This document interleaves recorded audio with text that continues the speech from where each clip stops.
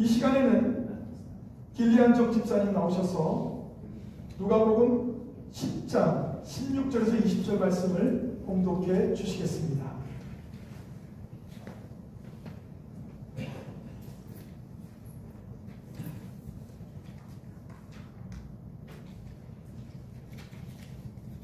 He who listens to you listens to me. He who rejects you rejects me. But he who rejects me rejects him who sent me. The 72 returned with joy and said, Lord, even the demons submit to us in your name. He replied, I saw Satan fall like lightning from heaven. I have given you authority to trample on snakes and scorpions and to overcome all the power of the enemy. Nothing will harm you. However, do not rejoice that the spirits submit to you, but rejoice that your names are written in heaven. 아멘. Amen.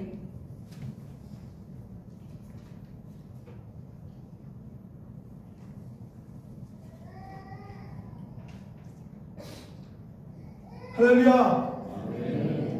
오늘은 누가복음 10장 1절서부터 10절까지의 모든 내용들을 가지고 함께 기쁨의 근거는 무엇이고 우리가 감사는 어떤 감사를 드려야 되는지 함께 이 시간 말씀 나누고자 합니다. 오늘은 맥주 감사주일입니다. 이 맥주 감사주일은 구약에서 보리나 밀 같은 첫 수확을 하나님께 드리는 절기입니다. 이것은 단지 곡식을 드리기 위한 절기가 아닙니다. 하나님이 올 한 해도 우리를 이제 먹이시고 살리시겠다는 은혜에 대한 감사이며 고백입니다.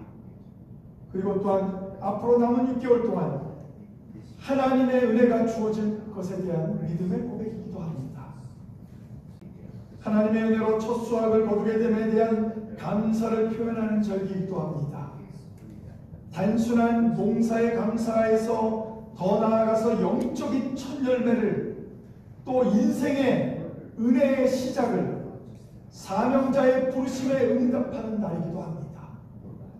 현대를 살아가는 우리들에게는 1년의 절반을 돌아보면서 지금까지 함께 하셨던 하나님의 은혜에 감사하고 앞으로의 영적 열매를 위한 결단의 시간, 개인의 삶, 가정, 교회, 공동체의 열매를 돌아보며 하나님께 영광 돌리는 그런 절기입니다.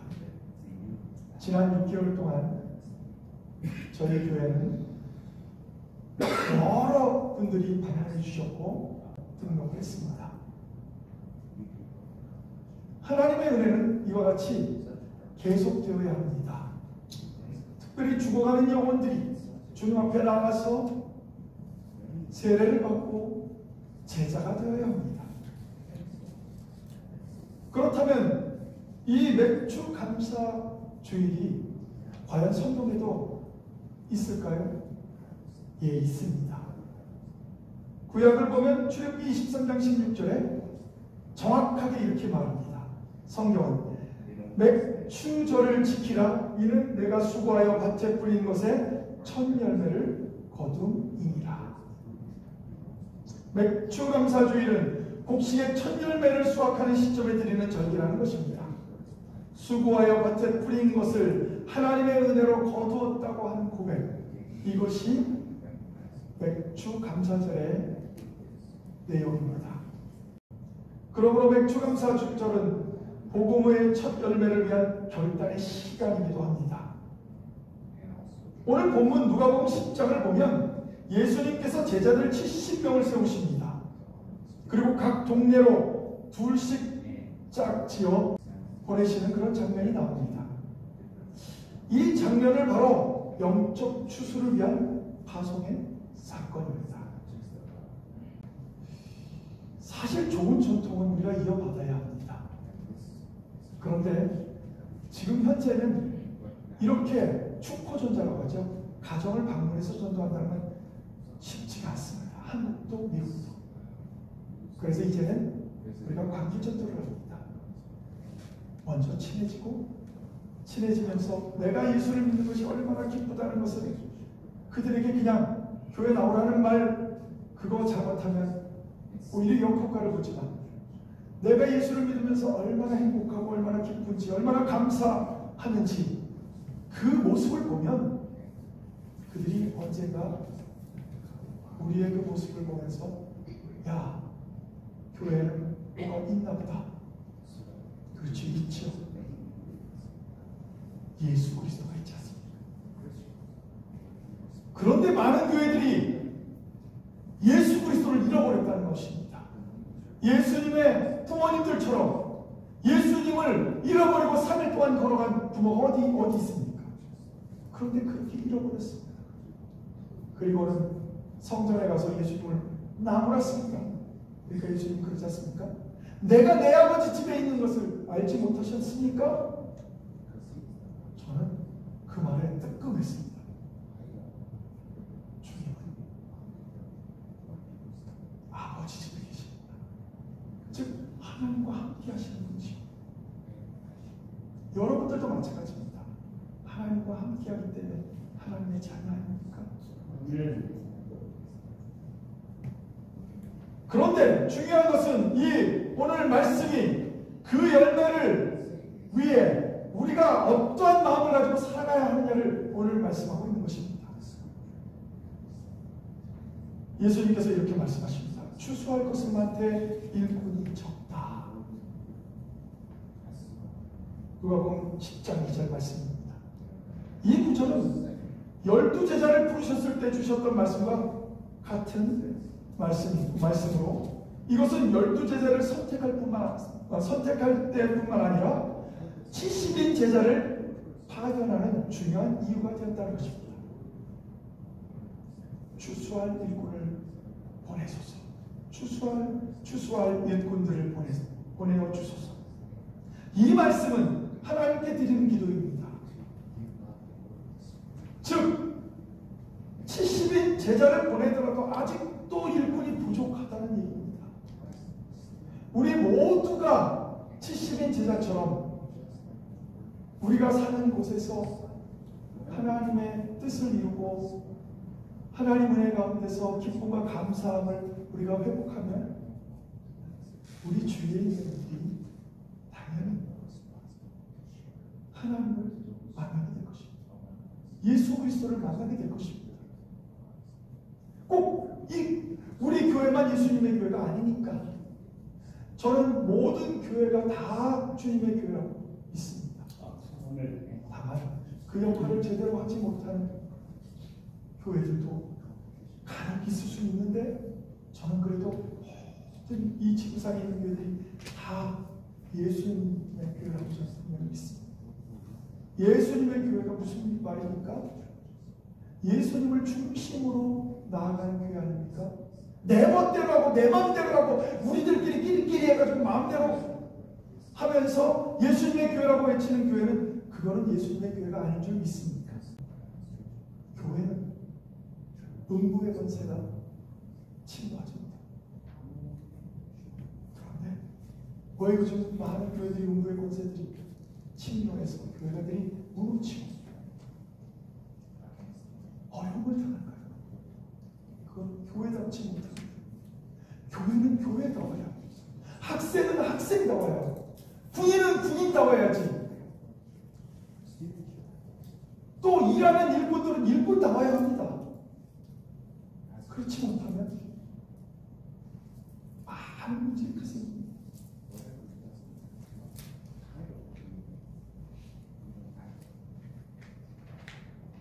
세상의 복음을 아직 듣지 못한 이들이 많이 있다는 말입니다.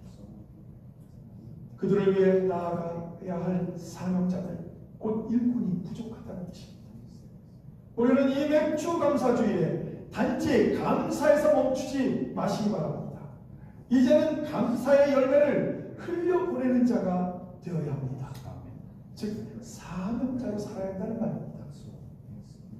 감사는 어떻게 사용하고 살아가야 하는 것이 아니라 감사하는 일을 일꾼으로 바르게 서는 그 출발점이 되어야 한다는 것입니다. 또한 평안을 전하고 하나님 나라를 선포해야 하는 것입니다. 이 말씀은 단지 그 시대의 제자들에게만 국한된 가르침이 아닙니다. 오늘을 살아가는 우리들 모두에게 주신 복음 전도의 원리이자 삶의 태도인 것입니다. 예수님은 단순한 전략이나 방법보다 먼저 우리가 어떻게 살아야 다른 사람들이 우리를 통해서 예수님을 바라볼 수 있는 그것에 대해서 관심이 많이 있었습니다. 그래서 5절 말씀을 보면 제자들이 어느 집을 가든지 이 집에 평안하라 이렇게 말하라고 합니다. 이 말은 단순한 인사말이 아닙니다. 물론 이스라엘 백성들 히브리 민족에게는 이게 인사말입니다. 샬롬, 당신에게 평화가 있길 바랍니다. 이게 우리로 말하면 인사입니다. 인사, 안녕하세요 라고 하는 인사입니다. 우리나라도 참 비슷하죠. 안녕하세요, 평안하십니까 이런 뜻이잖아요. 안녕하십니까. 영적, 육적, 사회적 번영까지 포함하는 축복의 말이라는 것입니다. 무엇보다도 이 평화는 예수 그리스도 안에서 주어지는 하늘로부터 내리는 평화인 줄 믿습니다. 우리가 이 척박한 세상에서 살아가는 예수를 알지 못하는 이들에게 전할 수 있는 것은 평안입니다. 주를 믿으면, 예수를 믿으면 평안해진다. 예수를 믿으면 뭐 부자가 된다든가, 예수를 믿으면 뭐가 잘 되고 병이 낫고, 이것은 부차적인 문제입니다. 그들에게 평안이 필요한 거예요. 평안하지 않으면 우리는 누군가를 찾게 되는데, 그때 여러분들이 평상시에 어려움과 고통 속에서도 평안을 그들에게 보여줬다면 그들은 분명히 성전으로 와서 평안을 구할 것입니다. 예수님은 또한 평안을 받을 사람이 있으면 그 평안이 그에게 머무를 것이요 그렇지 않으면 너희에게로 돌아오리라. 이거 너무나 축복된 말 아닙니까? 여러분이 평안을 빌었어요. 평안하길 바랍니다. 건강하시길 바랍니다. 그렇게 얘기했어요. 근데 그 사람이 도끼 눈을 두고 무슨 평안이 무슨 의거든요 이렇게 소리를 했다면 여러분 기뻐하세요. 그 평안은 나에게, 그 건강이 나에게로 온다는 거예요. 이게 성경의 말씀이에요. 예수님이 직접 하신 말씀이에요. 다른 사람이 한 것도 아니에요. 사도 바울이 한 것도 아니고 베드로가 하는 말도 아닙니다. 예수님이 하신 말씀이세요. 참 놀랍죠. 그러니까 여러분 옆에 사람들에게 축복을 비세요. 그냥 저 사람이 축복받아서 잘 되면 그냥 속이 상할까봐 축복을 못 비는 그런 일은 절대로 없으셔야 돼요. 축복을 빌었는데 그분이 못 받으면 내가 축복받는 거예요. 얼마나 좋아요. 그러니까 남발하셔도 됩니다. 이건 남발하셔도 됩니다. 어떤 사람들은 남발하면 아이고 뭐 나한테 바라는 게 있어서 저러나 그러는데 절대 그렇지 않습니다. 예수 믿는 사람들은 축복을 비는 게 예수 그리스도의 명령입니다. 예수 그리스도께서 그렇게 하라고 했어요. 제자들에게, 70인 제자들에게. 그러면 뭐 12제자들에게 그렇게 하지 말라고 했을까요? 똑같습니다. 7절에는 이렇게 말합니다. 예수님은 주는 것을 먹고 마시라. 이 집에서 저 집으로 옮기지 말라. 그리고 8절에서는 차려진 것을 먹으라. 저는 이 말씀을 보면서 제가 옛날에 있었던 일이 생각나면서 제가 어떤 청장님이신데 한 40대 되시는 분이 교회를 이제 처음으로 믿고 예수를 믿고 교회를 나오셨어요. 그래서 우리 청장님들이 목사님 같이 가서 우리 신방예배를 합시다. 좋습니다. 그리고 신방예배를 갔어요. 이분이 귀한 거 목사님 오셨다고 복분자수를 아니 아무도 말 안 했으면 혹시라도 제가 가져올 수도 있었는데 그 갑자기 신앙 좋은 그 청장님 목사님은 이런 거 드시지 못해 이거는 잘못 꺼내놓은 거야 막 그러면서 막 밀어가지고 그 사람이 다시 자기가 귀하게 여기던 거기다 갖다가 딱 놓더라고요. 제 눈이 약속하긴 같지만 여러분 중요한 것은 그분의 마음이었어요. 저는 그 마음이 귀합니다. 그러나 만약에 만약에 이 말씀이라면 아무도 말 안 했으면 우리는 거기서 같이 다들 먹어야 돼. 이건 무슨 말이냐면 유대인들이 먹지 말아야 될 것을 차려놨다. 이방인들은 혹시 예수를 믿고 찾아간다면 일단은 아무 거리낌 없이 먹으라니. 그렇다고 한 번 먹었으니 이제 배를 끝까지 나는 막 이제부터는 천국 가기 전까지 그냥 계속 마시면서 이건 안 됩니다. 그거는 그 사람이 혹시라도 상처받아서 예수 믿는 것이 더 중요한데 그게 잘못될까봐 그걸 먹으라고 하는 거지. 한 번 먹었으니 계속 먹자. 이건 잘 돼. 중요한 것은 어디에 포커스를 맞추면 우리 모두가 구원받아 저 천국에 가는 것에 초점을 맞춰야 된다는 거죠.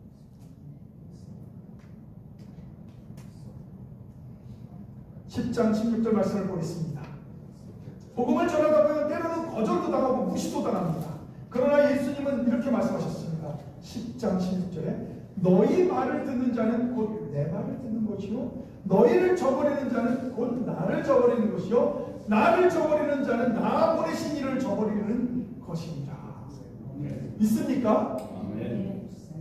복음을 듣는 자의 반응은 단지 우리들에 대한 반응이 아니라고 말하는 거예요. 그러니까 우리는 어떤 사람들이 그래요. 목사님 제가 복음을 전했는데 욕을 먹었습니다. 다시는 복음을 안 전하겠습니다. 여러분이 욕 먹었습니까? 보내신 사람이 욕 먹었죠. 자, 왕이 신하를 선택해서 대신을 선택해서 중국에 보냈습니다. 중국 황제한테 욕을 먹었습니다. 그러면 그 대신이 욕을 먹은 걸까요? 아니면 우리나라 조선에 있는 왕이나 고려의 왕이 욕을 먹은 걸까요? 누가 욕을 먹은 걸까요? 잘 생각해 보세요. 물론 다 욕을 먹은 것 같게 보이지만 실제는 보낸 사람의 욕을 먹은 거예요. 그러니까 우리가 욕을 먹은 게 아니니까 여러분들 슬픔이 있죠. 저도 좀 아주 괴로웠던 적이 있어요. 교회 나오라고 했다가 욕을 먹고 제가 고등학교 1학년 때 중학교 3학년 때 전화로 교회에 나오라고 한번 했다가 욕을 먹었는지 그날은 밥도 그렇게 식욕이 좋은 제가 밥도 안 먹고 그냥 눈물을 흘렸다는 거 아닙니까? 이걸 좀 믿지 않았으면 내가 주님 욕 먹으셨는데 얼마나 속상했는데 내가 이렇게 했으면 좀 더 빨리 내가 설 수 있었을 텐데 그때 하루 종일 그냥 시간을 허비한 것이 얼마나 속상한지 지금 생각해보면 너무 속상해요. 여러분이 욕이 아닙니다. 그러므로 우리는 결과에 연연하지 마십시오. 복음을 증거했는데 그분이 교회를 안 나왔어요. 결과에 연연하지 마세요. 저는 하나님이 보내주셔야 교회는 채워진다고 믿습니다. 그래서 우리는 예수님 마음에 드는 하나님 마음에 드는 교회가 되기만 하면 우리는 다 하나님께서 보내십니다. 우리는 그거 경험하지 않았습니까? 우리가 전도 안 했는데 그냥 오시는 많은 분들을 우리는 경험하지 않았습니까? 우리가 막 가가지고 전도했습니까? 전도 교회 오게 하기 위해서 우리가 막 마양 떨고 막 잘해주고 막 그랬습니까? 안 그랬죠. 온 다음에 잘해주셨죠. 그거는 맞습니다. 그거는 제가 분명히 우리 교육인들이 얼마나 베푸는 걸 좋아하는지 이 목사 닮아가지고 베푸는 걸 좋아해요. 막 없어도 베푸고 있어도 베푸고 빚내서도 베푸고 그렇게 앞으로 빚내서는 베푸지 마십시오. 그러나 갖고 있는 것 가지고 베푸시라. 그게 사랑입니다. 주님은 우리에게 뭔가를 주고 싶어서 지금 막 그러시는데 그러므로 우리는 그냥 하나님 말씀에 순종하며 나아가야 합니다. 하나님께서 우리에게 맡기신 사명은 변화시키는 일이 아닙니다. 많은 사람들은 자기가 내 인생은 내 것 그러다 보니까 내가 변화시켜서 저 사람이 교회 나왔다 이렇게 얘기하는 사람들 많습니다. 이게 얼마나 교만한 겁니까? 변화시키는 일은 주님이 하실 것입니다. 우리는 전하는 일만 하면 돼요. 그냥 오라고 말만 하면 돼요. 아니면 오라는 말도 안 해도 돼요. 그냥 내가 주님 안에서 바르게 사는 삶을 보여주면 돼요. 내가 어려움을 당했을 때도 어떻게 극복하는지 보여주기만 하면 그 사람도 교회 옵니다. 나오라고 입으로 말한다고 해서 오는 게 아니에요. 그리고 왔다면 변화시켜주는 건 준비하시라고 저는 분명히 믿습니다. 그리고 그 변화는 성령님께서 이루십니다. 우리들은 기도하고 전하고 사랑하며 기다리는 자들입니다. 그러므로 기도로 준비한 성도가 되시기 바랍니다. 마지막 20절 한 절 말씀 보고 마치겠습니다. 주여! 주의 이름으로 귀신들도 우리에게 항복하더이다. 얼마나 기뻤겠습니까? 분명히 이렇게 했겠습니까? 주여! 주의 이름으로 우리 귀신들도 우리한테 항복했습니다. 정말 기쁜 일이죠. 귀신이 막 기도하면 막 나가고 막 그런 게 보이는데, 능력이 나타나는데 귀신만 나갔겠습니까? 별의별 기적들이 일어났을 거예요. 병이 고쳐지고 뭐 이런 것도 다 나타났을 거예요. 귀신이 쫓을 정도면 병도 고쳐졌을 것입니다. 근데 예수님은 그들에게 이렇게 말합니다. 귀신이 항복하는 것으로 기뻐하지 말고 너희 이름이 하늘에 기록된 것으로 기뻐하라. 믿습니까? 이 말이 무슨 말입니까? 외적인 성공, 열매, 성과 이것 통해서 기뻐하면, 외적으로 잘못되면 하나님이 계획이 망한 겁니까? 하나님이 우리의 기도를 안 들어주신 걸까요? 아니에요. 아직 시간이 안 돼서 안 들어줄 수도 있고, 아직 우리가 준비가 안 돼서 안 들어줄 수도 있고, 아직 우리가 기도로 준비하지 못해서 그 일이 아직 이루어지지 않을 수도 있다는 거예요. 그러니까 우리가 누구인지를 알아야 합니다. 우리는 하나님 나라에 속한 자임을 기억하시기 바랍니다. 우리의 시민권은 하늘에 있다고 말씀하셨습니다. 그러므로 우리는 이제 더 이상 슬퍼할 이유가 없습니다. 하나님 나라의 시민권자로서 우리는 하나님의 명령만 따르면 됩니다. 변화하는 일은 주님께서 하실 줄 믿습니다. 기도하시겠습니다. 하나님, 너희 이름이 하늘에 기록된 것을 기뻐하라 말씀하셨습니다. 주님께서 하신 이 말씀은 얼마나 우리에게 힘이 되는 말씀인지 모릅니다. 오늘도 우리가 주의 자녀로서 하나님의 그 나라에 우리의 이름이 기록된 것으로 우리는 기뻐하며 살아갈 수 있게 도와주시옵소서. 어떠한 어려움이 와도, 어떠한 환난이 와도, 어떠한 걱정이 와도 이 모든 것을 다 이길 수 있는 것은 우리는 하나님의 자녀이기 때문입니다.